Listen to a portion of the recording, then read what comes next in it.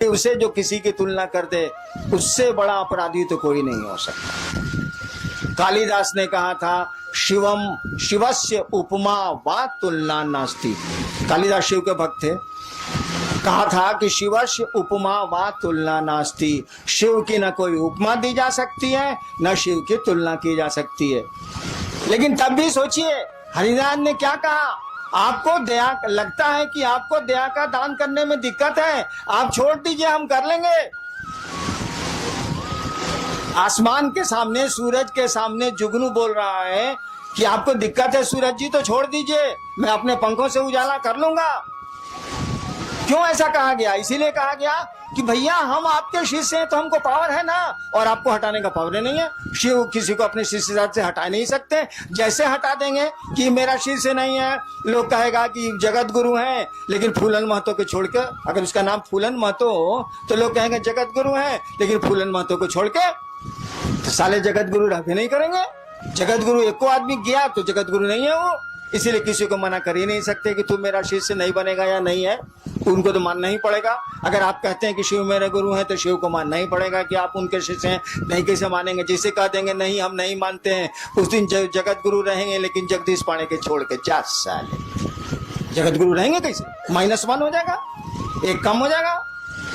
तो मना नहीं कर सकते, और मना नहीं कर सकते तो हम लोग शिष्य हैं, और शिष्य के रूप में शिष्य की शक्तियां हमको आपको हैं। क्यों नहीं करेंगे महादेव का काम? महादेव को दया नहीं करनी है, मत करें वो। मैंने ऐसा मैं नहीं कहता कि नहीं करें वो, लेकिन उस दिन शिवरात्रि के अष्टजाम में ऐसा ही उनको कहा था। कहने का लहजा थोड़ा सा शरीफ वाला था कि लगता, बोल नहीं रहते इसीलिए बोले थे हम, कि लगता है कि आपको दया का दान करने में थोड़ी दिक्कत है, आप छोड़ दीजिए, हम कर लें। बहुत शराफत से बोले थे। अब सूरज के सामने जुगनू बोल रहा है, उस साले की क्या बिसात है बोलने की, लेकिन बोल तो रहा ही है।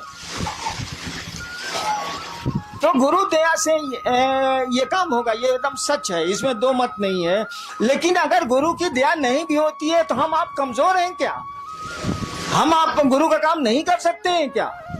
बाबूजी अगर खेत नहीं जोत रहे हैं तो बेटा छोड़ देगा कि उपज करेगा? वो हल चलाएगा, वो तो करेगा, क्योंकि वह उस बाप का वो बेटा है, इसीलिए करेगा वो। हम लोग उस गुरु के शिष्य हैं, शिव हम लोगों के गुरु हैं, इसीलिए उनका आदेश हम लोग करेंगे। और मैंने कहा जो गुरु का आदेश नहीं करता है वह शिष्य नहीं है। हमने यह भी कहा कि आप नहीं करते हैं तो उस गुरु से कहिए, क्यों नहीं कहते हैं? तो आप तो गुरु से कहिएगा नहीं। जब 1000 आदमी में आप कहते हैं कि बड़े ने गुरु भाता दया करें, दीदी नीलम आनंद दया करें, तब आप महादेव से बाहर में क्या कहते होंगे? हमरे मुंह पर कह रहे हैं कि आप हम पर दया करिए, तो बाहर में आप क्या कहते होंगे? समझ में नहीं आता। अरे दया गुरु ने करते हैं, दया उनकी संपत्ति है ना, कोई लेके करेगा। चापाकल अगर पानी दे रहा है तो लोहा साला चापाकल का अपने बाबूजी का पानी है, बताइए जरा। बोरिंग चल रहा है, पूरा लोहा है कि नहीं? ऐसा पानी है बोरिंग में अपना? जमीने का ना पानी है भैया।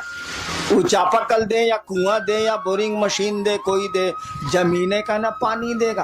अरे ससुरा हमू दया करेंगे तो महादेव की ना दया करेंगे, उन्हीं से न लेके चापाकल साला पानी आ देगा। अपने में तो लोहा है साला, इसको अपना पानी कहाँ है?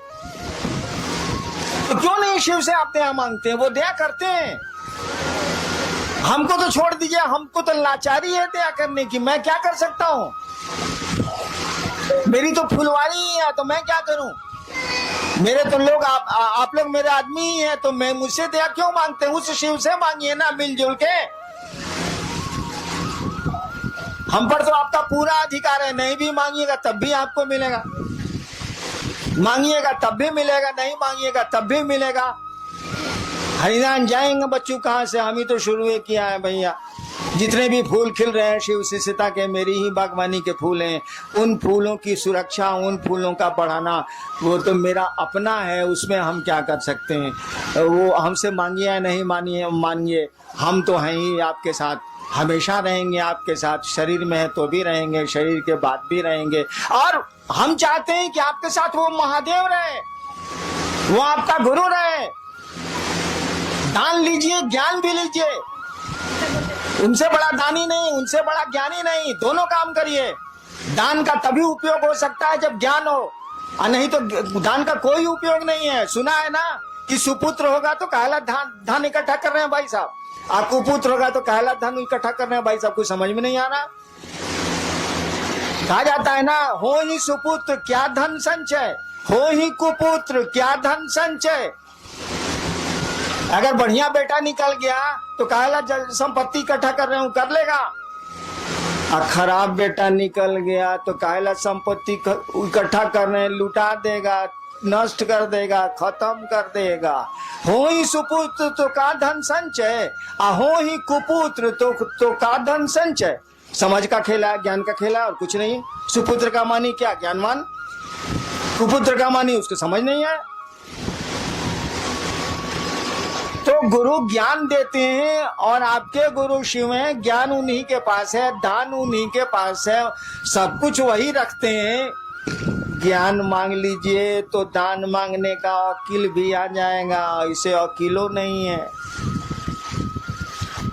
ज्ञान मांग लीजिएगा तो दान मांगने की बुद्धि भी, समझ भी आ जाएगी।